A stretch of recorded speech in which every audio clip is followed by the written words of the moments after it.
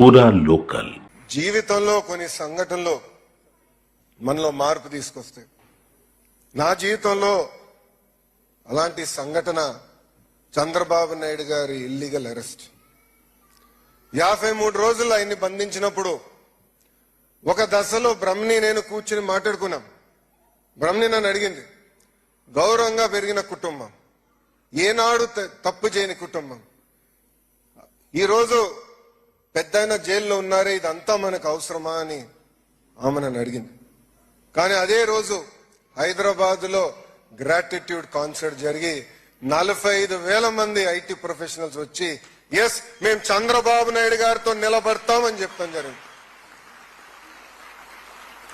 అంతేకాకుండా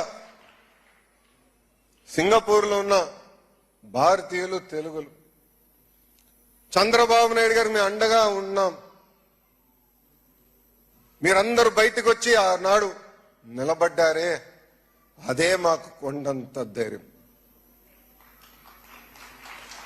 ఆ రోజు నుంచి మేము నిర్ణయించుకున్నాం, తిరిగి మళ్ళీ కష్టపడాలా, తెలుగు జాతి కోసం సేవ చేయాలా, అన్ని రంగాల్లో తెలుగు జాతి నంబర్ 1 ఉండే వరకు కష్టపడాలని నిర్ణయం తీసుకుంటాం జరిగింది.